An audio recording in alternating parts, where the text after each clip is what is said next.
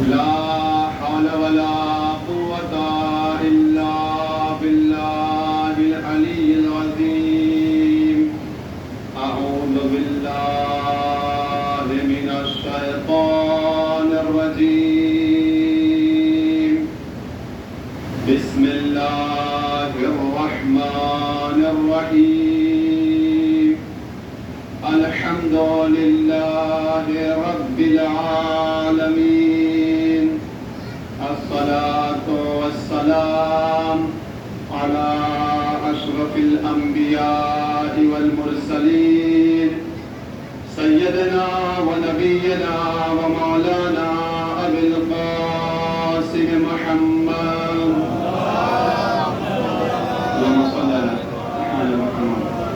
وآله الطيبين الطاهرين المعصومين المظلومين المنتخبين والعاقبة للمتقين والجنة للموحدين والنار للملحدين ولعنة الله على أعدائهم أجمعين من يومنا هذا إلى قيام يوم الدين. أما بعد، فقال رسول الله صلى الله عليه وآله وسلم: اطلبوا العلم من المهد إلى اللحد.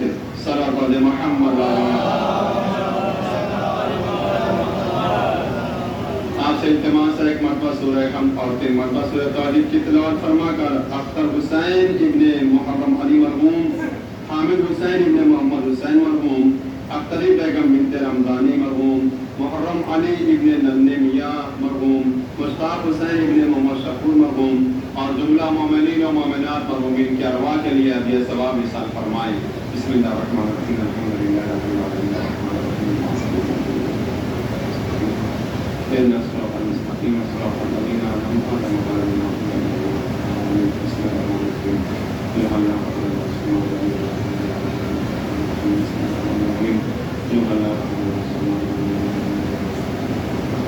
بسم اللہ الرحمن الرحیم.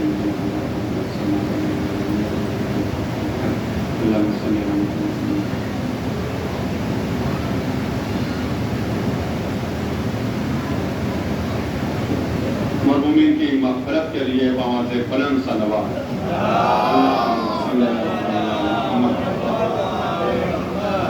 عزیزان محترم، پیغمبر اسلام کا نورانی فقرہ آپ کے سامنے پیش کرنے کا شوق حاصل کیا اور یہ بہت ہی مشہور معروف حدیث ہے. پیغمبر اسلام اس حدیث میں یہ ارشاد فرماتے ہیں: اطیعوا اللہ اطلبوا العلم من المہد الی اللحد. علم کو حاصل کرو، علم تلاش کرو، حصول علم کے لیے کوشش کرو. کہاں سے؟ گہوارے سے لے کر لحد تک. عزیزان گرامی، پیغمبر اسلام کا یہ نورانی فقرہ غور طلب ہے کہ پیغمبر نے یہ نہیں کہا کہ دولت حاصل کرو، پیغمبر اسلام نے یہ نہیں کہا کہ عزت کماؤ، پیغمبر اسلام نے کسی اور چیز کے لیے نہیں کہا. جانے گرامی، آپ حدیثیں پڑھیے.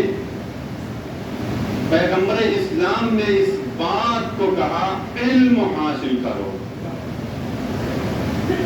علم کے لیے کوشش کرو، علم کے لیے جد و جہد کرو. اس کا مطلب یہ ہے کہ دنیا والوں کی نگاہ میں کسی اور چیز کی کتنی ہی اہمیت کیوں نہ ہو، پیغمبر اسلام کی نگاہ میں اگر کسی چیز کی سب سے زیادہ اہمیت ہے تو اس کا نام ہے علم. اطلبوا العلم من المہد الی اللحد.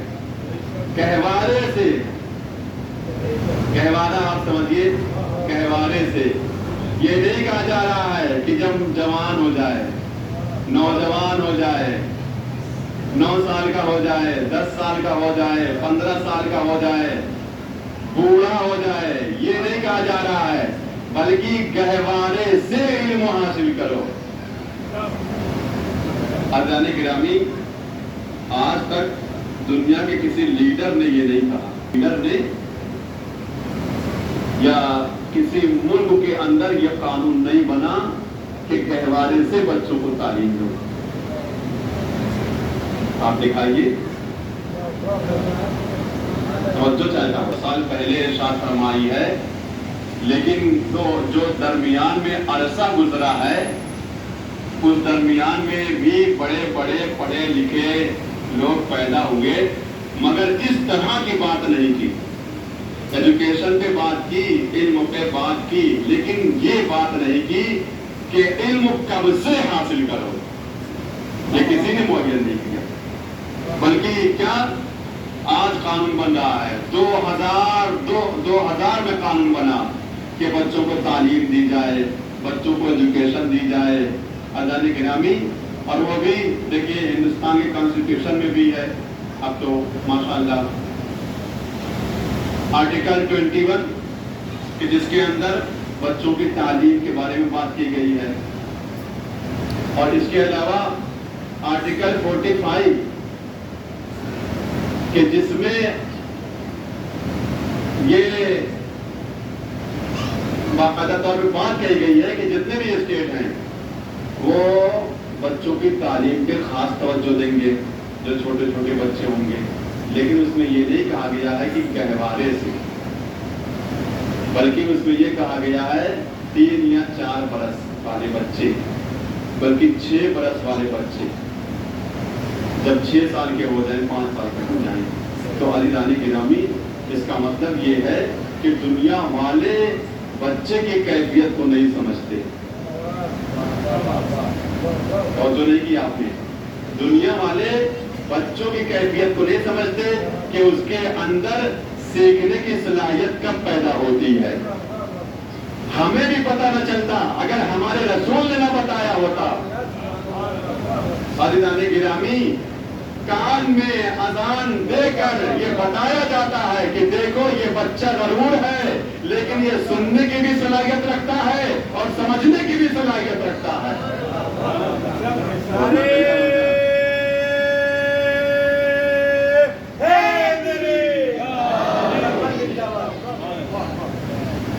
लेकिन इस कमसनी में हर बात नहीं समझेगा, इस कमसनी में ला इलाहा इल्लल्लाह नहीं समझेगा, मुहम्मदुर रसूलुल्लाह ही समझेगा, अली बिन वलीउल्लाह ही समझेगा। ये भी है तवज्जो जाने गिरामी। तो पैगंबर इस्लाम ने अपने जमाने में ये कह दिया कि इल्म को तलाश करो, गहवारे से लेकर और उसके बाद फिर लहद तक।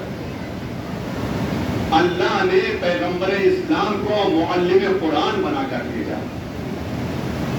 अब ये देखिए, इल्म जो हासिल करें तो ऐसा नहीं है कि वो इल्म के जो डॉक्टरी का इल्म हो, इंजीनियरिंग का इल्म हो, या इस तरह का कोई भी इल्म हो, वो कोई और वो दुनिया के इल्म नहीं हो सकता है। ये सब मौलाना वगैरह भी सब पढ़ते रहते हैं माशाअल्लाह, और ये आप सभी जानते हैं। इल्म वही इल्म है कि जो इंसान को अल्लाह तक पहुंचा दे और अहले बैत अलैहिस्सलाम तक पहुंचा दे। तो किया आपने, इल्म यानी जानना, इल्म यानी किसी चीज के बारे में जानना। जब आप किसी चीज के बारे में जानेंगे तभी तो उस बात को समझेंगे और इस पे अमल करेंगे। अगर जानेंगे ही नहीं तो फिर कैसे अमल करेंगे? लिहाजा जानना बहुत जरूरी है। जब इंसान जानेगा किसी चीज को तभी उस पर अमल करेगा। सल्लल्लाहु अलैहि मोहम्मद वाले मोहम्मद।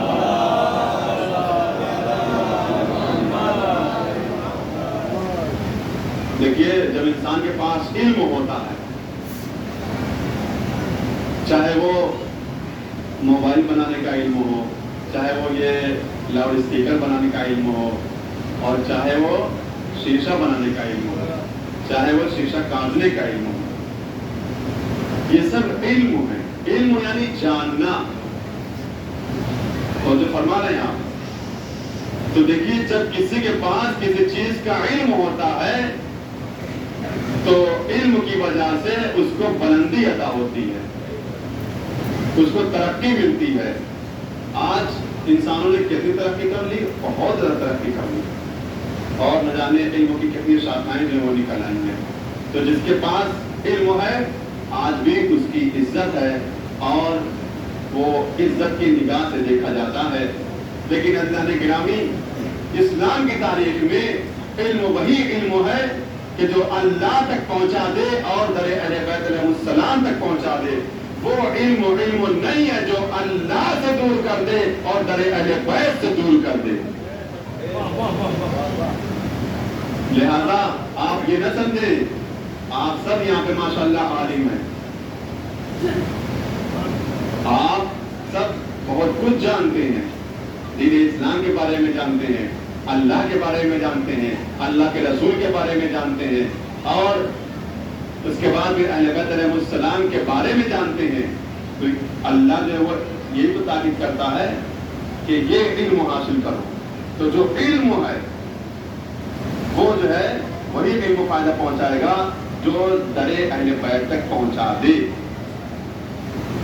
لیکن اس کے مقابل میں اگر جہالت ہے تو پھر ظاہر ہے جو جاہل ہوتا ہے وہ ہمیشہ جو ہے وہ بزدل رہتا ہے. جہل ڈرتا ہے پہاڑوں پہ ہو یا غاروں میں، جہل ڈرتا ہے پہاڑوں پہ ہو. توجہ لے کے ابھی آ کر رہنے گیا. جہل ڈرتا ہے پہاڑوں پہ ہو یا غاروں میں، علم ہو ساتھ تو نیند آتی ہے تلواروں میں.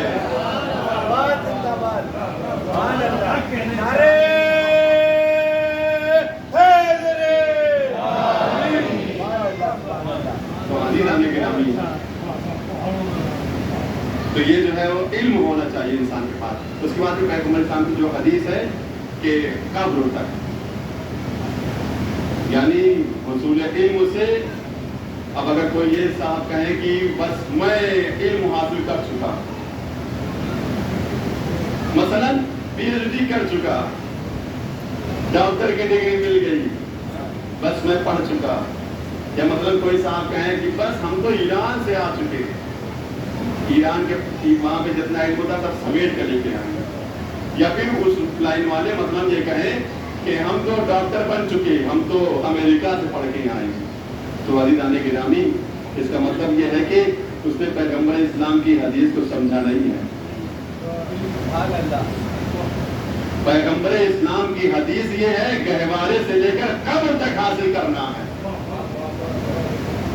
اور اسی لیے دیکھیے کہ جب جو ہے وہ قبروں میں مردے کو لٹایا جاتا ہے عزیزان گرامی، دیکھیں آپ کہ یہ سچا ثبوت ہے.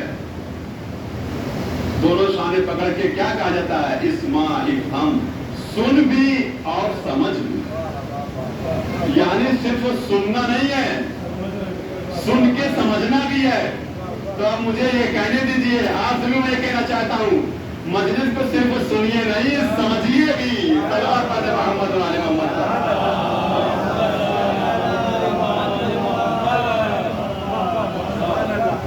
وہ کہیں پر بھی مسئلہ ہو، آپ کلاس میں ہو، بچوں کی کلاس کہیں پر بھی ہو، سننے کے ساتھ ساتھ سمجھنا بھی ضروری ہے. یہ کب ہم کو سمجھایا گیا؟ یہ ہم کو اس وقت لیکن سمجھ میں آتا ہے جب جو ہے وہ مردہ قبر میں لیٹا ہوا تھا کہ آج سننا بھی ہے اور سمجھنا بھی ہے. ورنہ تو ایسے ہی آتے تھے بس سن کے چلے جاتے تھے. تو عزیزان گرامی، یہ اس بات کی دلیل ہے، پیغمبر اسلام کی حدیث ہے. پیغمبر اسلام اس وقت تک کچھ کہتے ہی نہیں ہے جب تک ان پر وحی نازل نہ ہو جائے. میں جو کہتا ہوں مجھے پہلے وحی ہوتی ہے، میری ہر بات زمانے میں بھلی ہوتی ہے کہ پیغمبر اسلام. تو لہذا اس حدیث کی روشنی میں جو ہے وہ ہمیں اور آپ کو بھی علم کی طرف توجہ دینی چاہیے. یعنی علم تو ہے آپ کے پاس، جو علم ہونا چاہیے. اللہ جس علم کا مطالبہ کر رہا ہے وہ آپ کے پاس ہے، لیکن اس کے ساتھ ساتھ زمانے کے علم کے اعتبار سے بھی آراستہ اور پیراستہ ہونا بھی ضروری ہے.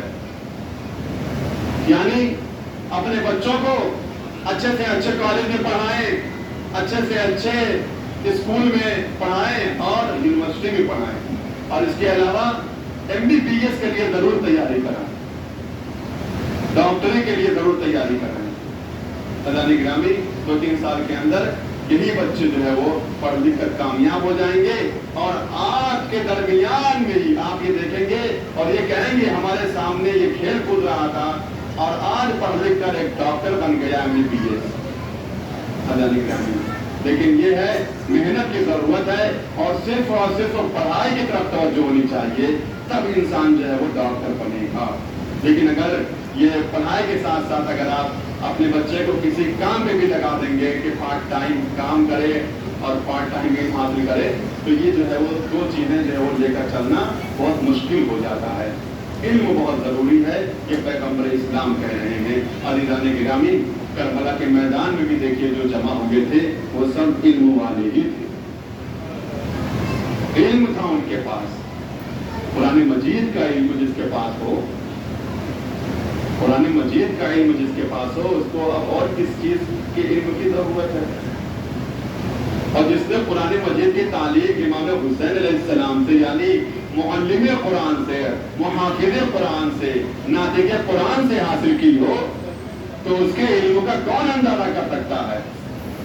हबीब इब्ने मज़ाहिर जैसे सहाबी इमाम हुसैन अलैहिस्सलाम ने कुरान मजीद की तालीम हासिल की। जैसे मतलब हमने कुछ पढ़ा, हमें समझ में नहीं आया, तो हम चाहते हैं कि किसी से पूछें, तो अब जाहिर है ये इंसानी तकादा है। हबीब इब्ने मज़ाहिर भी पढ़ते होंगे, जो समझ में ना आता होगा फौरन कहते होंगे, ऐ फर्जंद रसूल मुझे ये समझा दीजिए। तो अज़ीज़ान गिरामी, इसका मतलब ये है कि जनाब हबीब इब्ने मज़ाहिर ने इमाम हुसैन अलैहिस्सलाम से इल्म हासिल किया।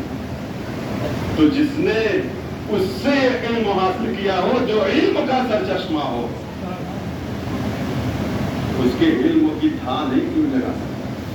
हम सिर्फ मसाइल पढ़ देते हैं, लेकिन अज़ीज़ान गिरामी, हम जो है जनाब हबीब इब्ने मज़ाहिर की शख्सियत को समझें। और इसके अलावा मुस्लिम इब्ने औसजा, जनाब मुस्लिम इब्ने अकील, ये सब बहुत बड़े बड़े पढ़े लिखे लोग थे। इनके इल्म का कोई मुकाबला नहीं कर सकता था, न इनकी हिकमतों का कोई मुकाबला कर सकता था। अज़ादारों, करबला के मैदान में इतने बड़े बड़े पढ़े लिखे लोगों को शहीद कर दिया गया। दुनियाए इल्म फन सोगवार हो गई।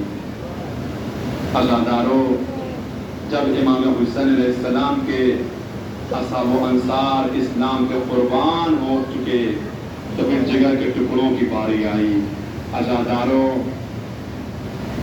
जनाब औनो मोहम्मद के लाशे खैमे में आ चुके, कासिम का लाशा पामाल हो चुका, जनाब अली अकबर के सीने पे पर्ची का फल लग चुका।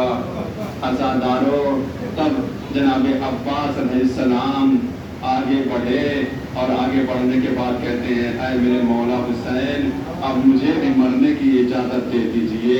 अज़ादारों, इमाम हुसैन अलैहिस्सलाम ने कहा, ऐ भैया अब्बास, तुम तो मेरे लश्कर के अलमबरदार हो, तुमको मैं कैसे मरने की इजाजत दे दूं?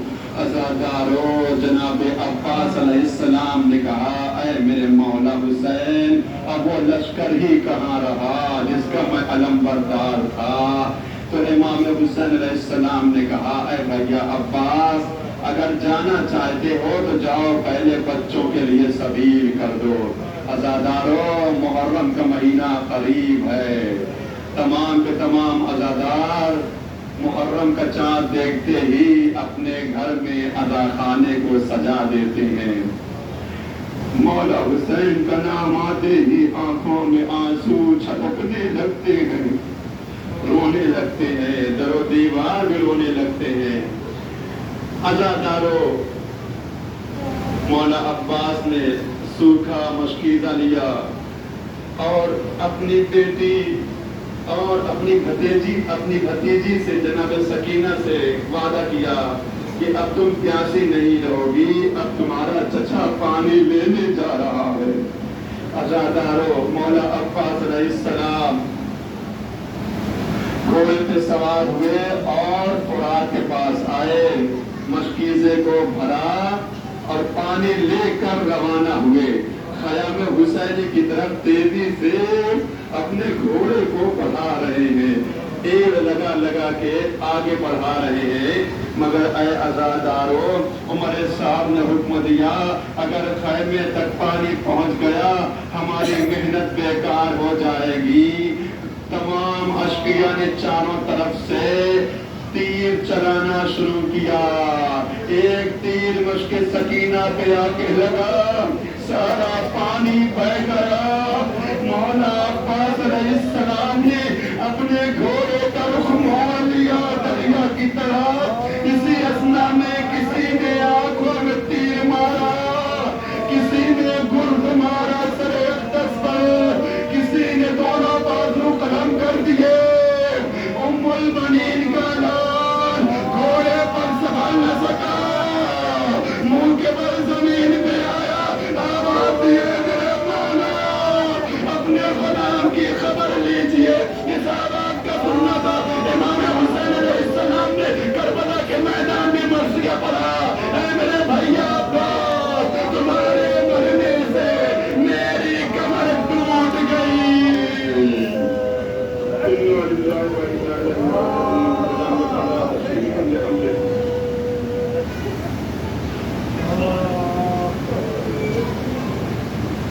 الہی بحق محمد, اے پانے والے خدا ہماری اس قلیل سی عبادت کو قبول فرما.